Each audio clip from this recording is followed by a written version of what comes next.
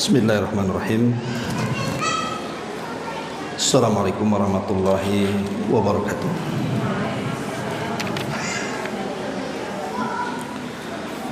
Alhamdulillah wassalatu wassalamu ala Rasulillah wa ala alihi wa sahbihi wa mawalah wa la hawla wa la quwata illa billahi wa ba'du. Alhamdulillah di siang ini kita bisa berkumpul kembali di Masjid Nurul Hidayah. Salawat dan juga salam kita hadiahkan kepada Rasul kita Nabi besar Muhammad sallallahu alaihi wa alihi wasallam. Baik, kita lanjutkan kajian kita, masih membahas kitab 175 Jalan Menuju Surga, dan kita masuk pada poin ke-30 tentang keutamaan akhlak mulia. Dan sesungguhnya akhlak mulia adalah satu di antara sebab masuk surga. Di sini Nabi sallallahu alaihi wasallam mengatakan, inna min khiyarikum ahasinakum akhlaqo. Sesungguhnya orang-orang yang terbaik di antara kalian adalah orang-orang yang paling mulia akhlak. Kemudian an Abi Hurairah qala su'ila Rasulullah sallallahu alaihi wasallam an aktsari ma yudkhilun nasal jannah faqala taqwallahi wa husnul khuluqi wa su'ila an aktsari ma yudkhilun nasan nara faqala al fammu wal faraj. Diriwayatkan dari Abu Hurairah radhiyallahu anhu, dia berkata, Rasul pernah ditanya tentang perkara yang paling banyak memasukkan manusia ke dalam surga. Beliau menjawab, ketakwaan kepada Allah dan akhlak mulia. Beliau juga pernah ditanya tentang perkara yang paling banyak memasukkan manusia ke dalam neraka. Beliau menjawab, mulut dan juga kemaluan. Baik, dalam bab ini pengarang hendak menjelaskan kepada kita tentang amalan-amalan surga. Lah salah satunya adalah akhlak mulia. Satu di antara sebab yang paling banyak memasukkan kita ke dalam surga.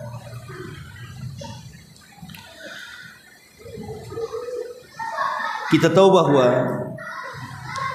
agama yang diturunkan Allah kepada kita, inti kandungannya adalah mengajarkan adab dan akhlak. Makanya Nabi sallallahu alaihi wasallam mengatakan, bu'itsu liutammima makarimal akhlak. Aku diutus untuk menyempurnakan akhlak manusia. Karena agama ini secara keseluruhan adalah akhlak.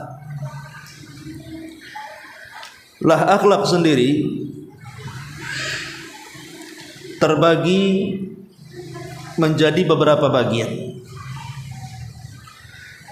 Pertama, al-adabu ma'allah, berakhlak kepada Allah subhanahu wa ta'ala. Yang kedua, al-adabu ma'a Rasulillahi sallallahu alaihi wasallam wa sahabatihi wa ahli baitihi, berakhlak kepada Rasul, berakhlak kepada sahabat-sahabat Rasul, dan berakhlak kepada keluarga Rasul. Kemudian yang ketiga, al-adamu ma'al walidaini, berakhlak kepada kedua orang tua. Setelah berakhlak kepada Allah, kemudian kepada Rasul, sahabat dan ahli bait, baru nomor 3 berakhlak kepada orang tua. Kemudian yang keempat, al-adabu ma'a hafadhatid din minal ulama'i wa hamalatil Quran, beradab kepada para penjaga agama, di antaranya para ulama dan orang-orang yang punya perhatian dengan Quran. Kemudian yang kelima, al-adabu wa husnul khuluqi ma'al ahli wa dzawil arham. Kemudian tingkatan berikutnya, berakhlak kepada keluarga dan kepada orang yang memiliki hubungan rahim dengan kita. Kemudian yang keenam, al-adabu wa husnul khuluqi fil ukhuwati khassatan wal muslimina amatan. Beradab dan berakhlak pada saudara-saudara yang di luar dari keluarga dan kaum muslimin secara umum, atau disebut dengan ukhuwah al-muslimin, persaudaraan kaum muslimin. Kemudian yang nomor 7, al-adab wa husnul khuluqi ma'amatil khalqi. Beradab dan berakhlak kepada seluruh makhluk. Seluruh makhluk maksudnya baik dia seorang mukmin ataupun kafir, tetap kita berakhlak kepada mereka. Dan yang terakhir, al-adabu ma'al hayawanah, beradab kepada hewan-hewan. Inilah 8 perkara yang diajarkan dalam agama ini yang berkaitan dengan akhlak. Di sini Nabi SAW mengatakan dari hadis Abu Hurairah yang kita baca, bahwa akhlak ini adalah perkara yang banyak memasukkan manusia ke dalam surga. Makanya ingat hadis yang pernah kita bahas, ketika Nabi SAW ditanya tentang seorang wanita yang ahli salat malam. Dan kita tahu bahwa salat malam atau tahajud itu juga salah satu yang bisa memasukkan orang ke surga. Kemudian juga wanita ini juga ahli dalam puasa sunnah. Dan puasa sunnah juga salah satu amalan yang bisa memasukkan pelakunya ke dalam surga. Kemudian wanita ini juga ahli sedekah. Dan sedekah juga salah satu jalan kita menuju surga. Tetapi masalahnya, wanita yang punya 3 amalan ini tidak punya akhlak lisannya. Jadi sholat malamnya oke, puasa sunnahnya iya, sedekahnya tetapi dia tidak punya akhlak karena lisannya selalu menyakiti tetangganya. Makanya Nabi SAW kemudian mengatakan, la khaira fiha hiya min ahlin nar. Wanita itu tidak punya kebaikan, bahkan wanita itu pantas dan layak masuk neraka. Lihat bagaimana akhlak itu atau akhlak yang buruk itu mencegah semua amalan-amalan sunnah untuk menjadi jembatan masuk surga. Harusnya orang yang rajin sholat malam itu kan masuk surga. Harusnya orang yang rajin puasa dan sedekah itu masuk surga. Kenapa orang ini kemudian dimasukkan ke dalam neraka? Karena tidak punya akhlak. Dia buruk kepada tetangganya. Tapi lanjutan riwayatnya adalah ada seorang wanita itu sholat malamnya sedikit, puasa sunnahnya jarang, sedekahnya pun tak pernah sedekah karena tidak ada yang disedekahkan. Tetapi dia punya akhlak, tidak mau menyakiti siapapun sampai kepada tetangganya. Kata Nabi SAW, hiya min ahlil jannah, wanita itu layak masuk surga. Lihat bagaimana kelompok pertama dan yang kedua.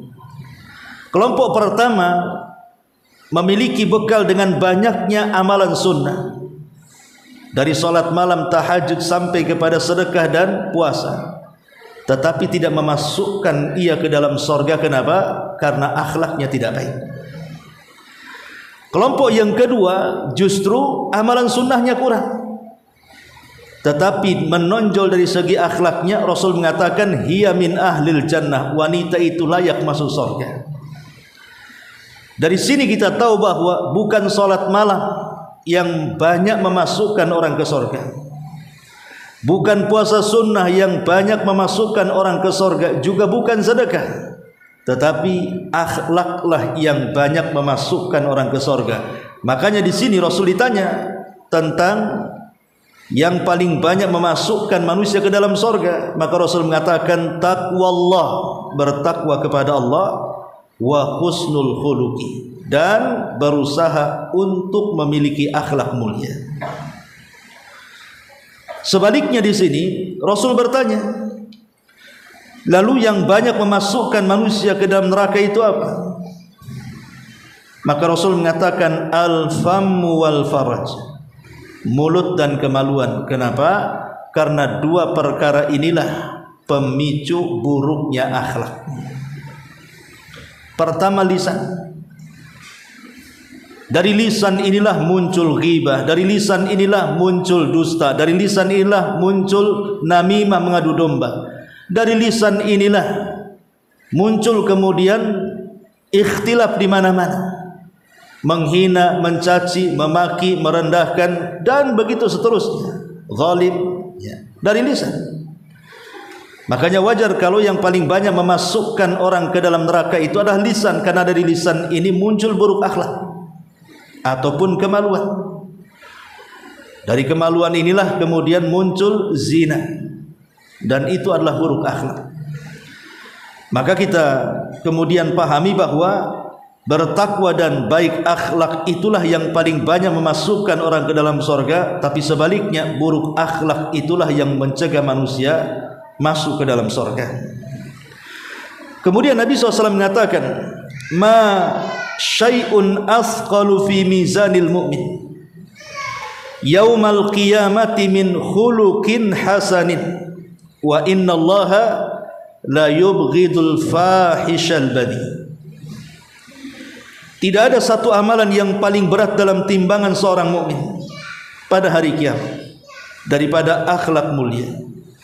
Sungguh Allah sangat membenci orang yang banyak bicara dan suka berkata kotor.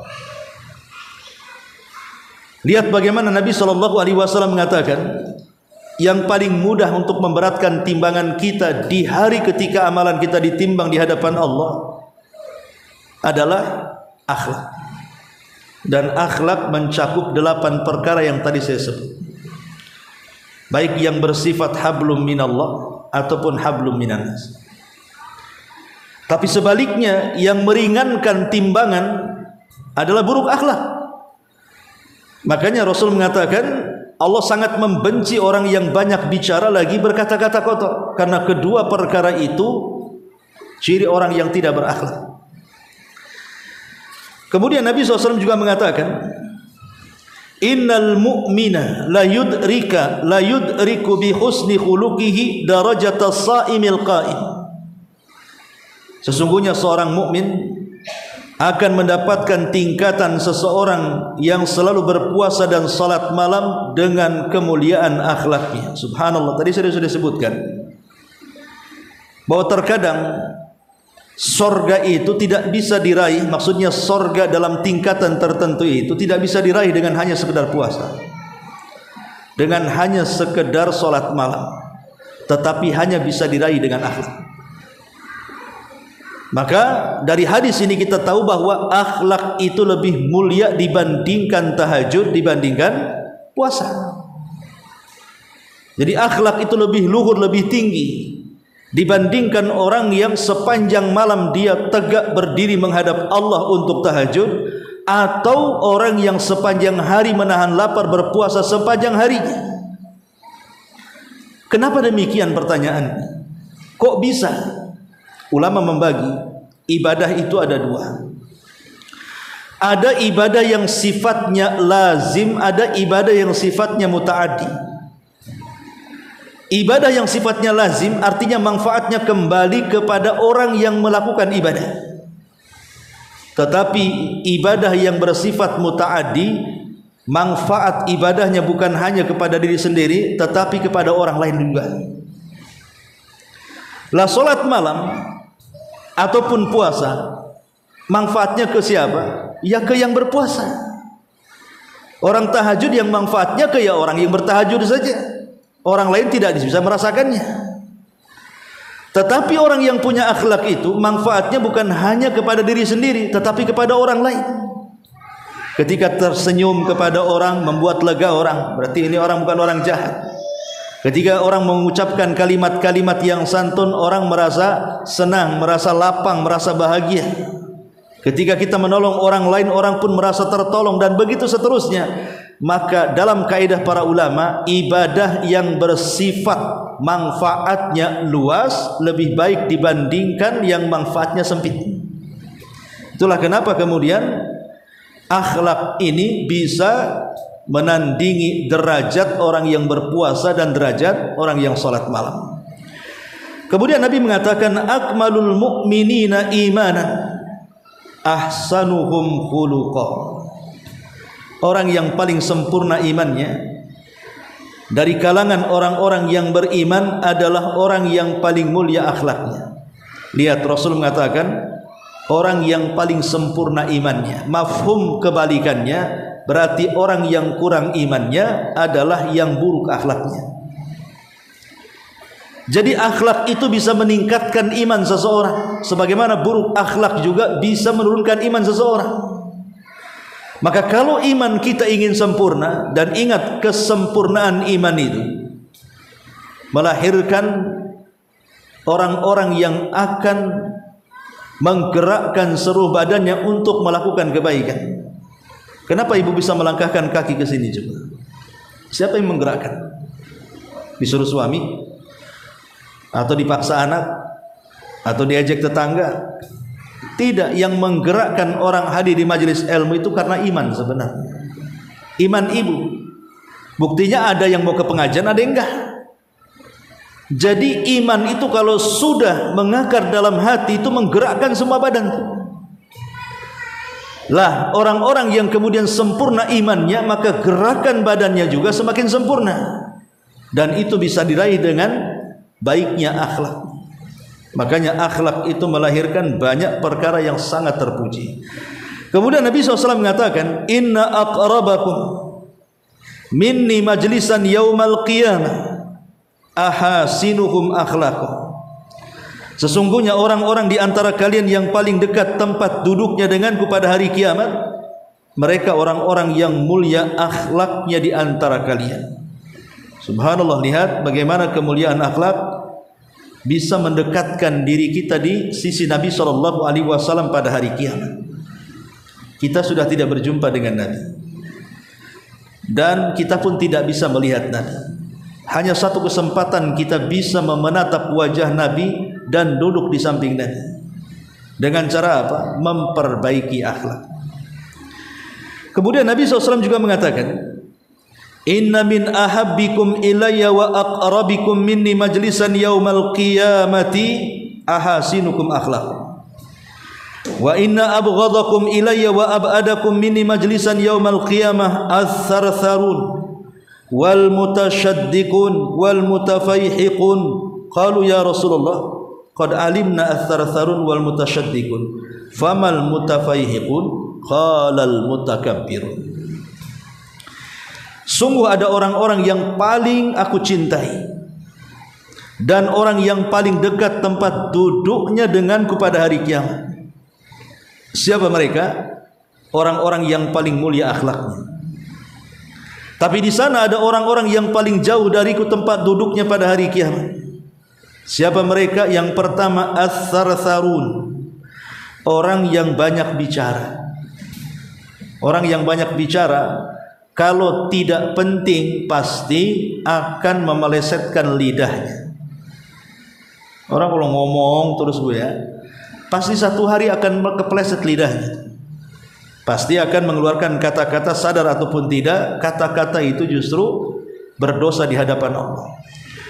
Kemudian yang kedua, wal mutasyaddiqun. Mutasyaddiqun juga sama, orang-orang yang pedas bicaranya. Kemudian para sahabat mengatakan,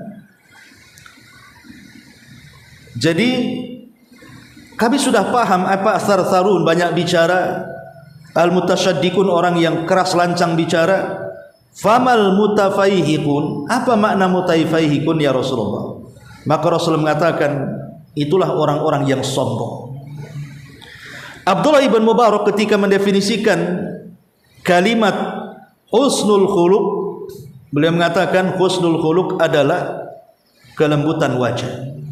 Ini pertama. Jadi husnul khuluq adalah talaqatul wajhi, kelembutan wajah. Di wajah itu ada mata, ada hidung, ada lisan, ada otak gitu ya, ada telinga. Inilah kepala kita. Ya. Lah kata Abdullah ibn Mubarak, kita bisa memandang orang itu punya akhlak atau tidak, lihat mukanya. Dengan memandang muka orang saja, kita bisa melihat orang ini punya akhlak atau tidak.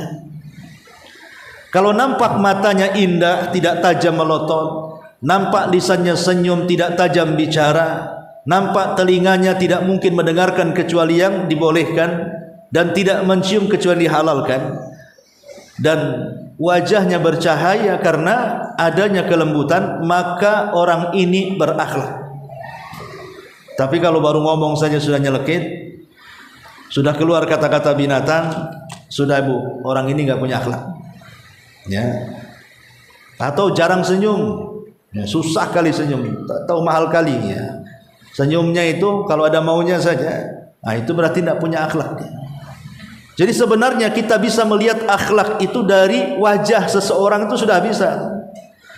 Kalau suka melotot, suka marah-marah, suka mengumpat, suka melaknat, suka menghina, menggibah dan yang lainnya, kita sudah paham orang ini nggak punya akhlak. Ini kata Abdullah ibn Mubarak. Yang kedua, menyebarkan hal yang ma'ruf, artinya menyebarkan hal yang baik, badlul ma'ruf. Suka menolong orang, nampak ada sesuatu di jalan ini membahayakan, langsung dibuang gitu. Nampak orang yang didolimi, kita bela. Nampak ada orang yang berhajat pertolongan kita, kita tolong. Dan begitu seterusnya. Dia sebar kebaikan. Makanya di masyarakat kan juga gitu bu ya.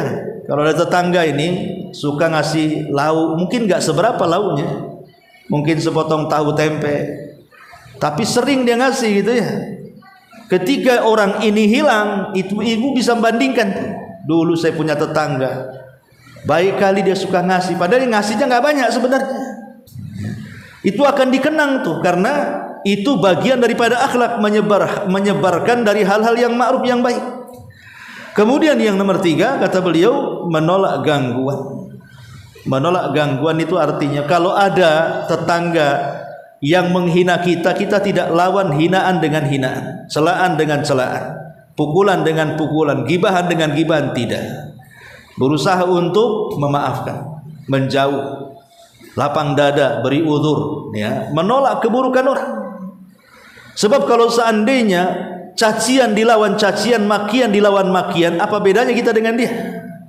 Nggak ada bedanya, sama-sama gila, ya kan?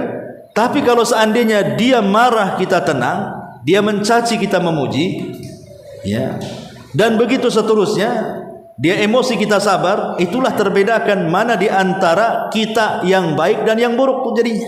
Disitulah letak akhlak yang membedakan. Lah Abdullah ibn Mubarak mengatakan akhlak itu di 3 kalimat ini. Kalau wajahnya cerah gitu ya, suka senyum, kata-katanya santun, matanya tidak suka melotot, tidak mencium hal-hal yang diharamkan dan begitu seterusnya, maka orang itu berakhlak. Yang kedua, suka nolong, badannya gerah. Ada tetangganya sakit, dijenguk, kasih hadiah, mendoakannya. Ada tawannya lagi susah, dihiburnya. Ada barang-barang yang mencelakakan orang, diselamatkannya, dan begitu seterusnya. Termasuk juga menolak gangguan kejahatan, tidak membalas kejahatan dengan kejahatan atau mencegah kemungkaran. Maka inilah kata Abdullah bin Mubarak disebut akhlak. Imam Tirmidzi ketika menjelaskan mana al-mutasyaddiqun, dia berkata, al-mutasyaddiqun adalah orang yang sering lancang terhadap manusia di dalam bicara dan selalu meremehkan manusia. Ingat, mutasyaddiqun itu paling banyak di masyarakat. Orang yang mulutnya lancang, kalau bicara itu merendahkan orang, itu banyak sekali. Padahal orang yang seperti ini adalah orang yang paling jauh dengan Nabi tempat duduknya di neraka. Banyak orang-orang yang suka melaknat seperti itu. Ya mungkin kalau ibu ya Yang sudah ngaji mungkin nggak pernah dengar lah, karena sesama orang ngaji mungkin kalimatnya juga diperhatikan ya. Saat marah-marahnya orang ngaji pun tidak seperti orang awam di luar. Ya. Tapi saya lihat orang-orang awam gitu yang nggak pernah hadir di majelis ilmu dan belum hijrah, ngeri bu kalau ngomong tuh. Kalau ngomong tuh kita aja baru satu kalimat dia 1000 kalimat. Kita baru akan ngomong dia sudah ngomong duluan. Belum lagi bahasa yang tidak tertata, belum lagi kemudian bahasa yang menyakitkan. Itu udah biasa di masyarakat tuh, kalimat-kalimat binatang, kalimat umpatan, celaan dan begitu seterusnya. Mereka tidak paham bahwa ini penyebab mereka akan dijauhkan dari Rasul. Kenapa dijauhkan dari Rasul? Karena Rasul tidak suka dengan orang yang tidak berakhlak. Rasul itu suka dengan orang-orang yang berakhlak. Masyarul muslimin dan muslimat yang dimuliakan Allah Azza wa Jalla, baik kita kembangkan. Kita tahu bahwa tadi saya sudah katakan di awal, Islam ini mengajarkan kepada kita seluruhnya adalah akhlak, termasuk rukun Islam. Mulai dari syahadat, salat, puasa, zakat, haji, itu semua mengajarkan akhlak. Contoh haji. Haji tidak mungkin diterima kalau ketika haji kita tidak berakhlak. Kata Nabi SAW, man hajjal baita falam yarfus walam yafsuq raja'a ka yaumin waladathu ummuh. Siapa yang haji tapi dia berusaha ketika haji itu menjaga lisannya, berarti dia berakhlak dengan lisannya, menjaga anggota badannya, tidak melakukan kefasikan, maka dia pulang ke rumahnya dari manasik hajinya seperti anak yang baru dilahirkan dari orang tuanya, artinya tidak punya dosa. Berarti kalau kita pahami hadis ini, barang siapa yang ketika haji tidak bisa menjaga lisannya dan tidak bisa menjaga perbuatannya dari kefasikannya, maka dia tidak seperti bayi yang dilahirkan dari perut ibunya. Maksudnya bayi yang dilahirkan kan tidak berdosa, hilang dosanya. Ya, menunjukkan bahwa pahala dan tidaknya haji itu ditentukan dengan akhlak. Yang kedua, contoh yang lain, puasa. Nabi SAW mengatakan, rubba sa'imin laisa lahul jaza illal ju' wal atas. Berapa banyak orang yang berpuasa itu tidak mendapatkan apapun kecuali lapar dan dahaga. Kenapa?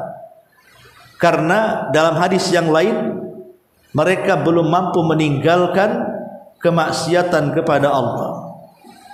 Seperti ketika puasa dia berdusta, ketika puasa dia ghibah, ketika puasa dia menipu, merendahkan, menghina dan yang semacam. Memang itu tidak membatalkan puasa secara sah dan tidaknya, karena itu bukan pembatal-pembatal puasa, tetapi itu bisa menggugurkan pahala. Kalau seandainya hanya sah saja dalam berpuasa tapi tidak berpahala, berarti kan kita capek-capek saja puasa. Tujuan puasa kita ini ingin dapat pahala, dapat surga. Rupanya setelah jungkir balik kita ini mengerjakan ibadah nggak dapat apa-apa. Ibarat ibu jadi pembantu di rumah saya, kemudian nyuci dari pagi sampai sore selama sebulan, sampai waktunya gajian tak ada gajian, kan rugi namanya. Saya sudah peluh-peluh tiap hari datangnya dari terbit fajar sampai terbenam matahari kerja, sampai 1 bulan lagi. Setelah 1 bulan saya katakan silahkan pulang, nggak dapat apa-apa. Kan capek-capek saja gitu. Inilah menentukan bahwa akhlak itu juga menentukan amalan puasa.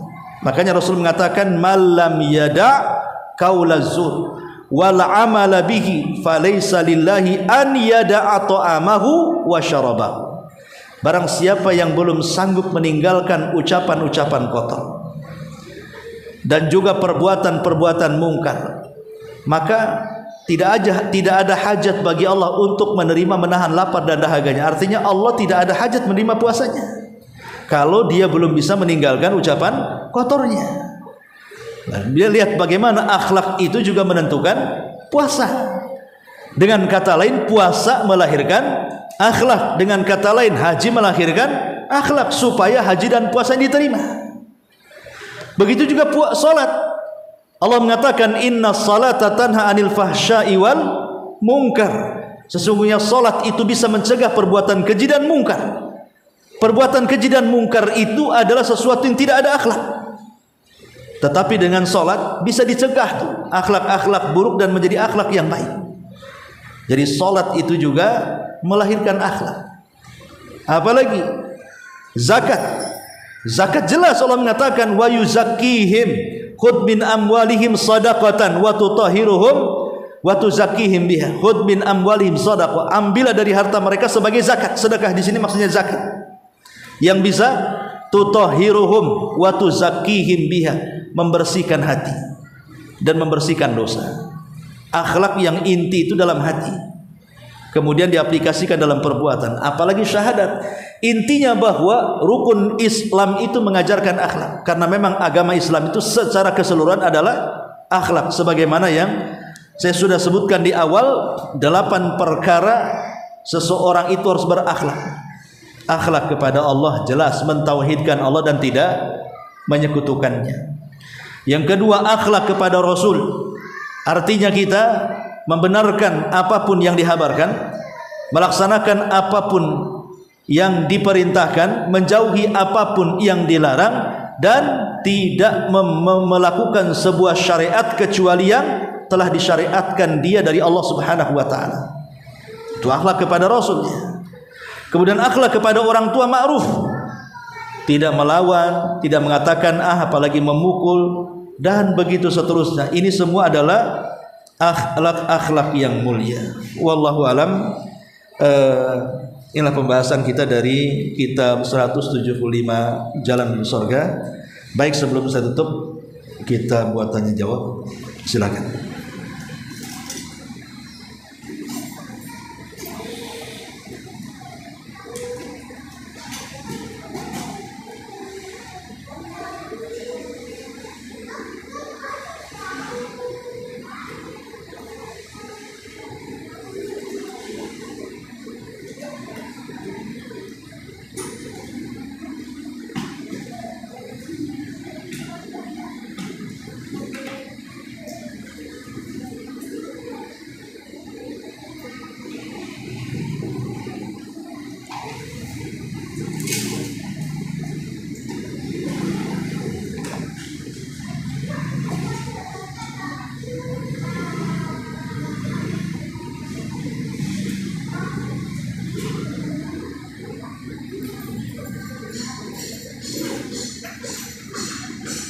Baik, kalau tidak ada kita tutup.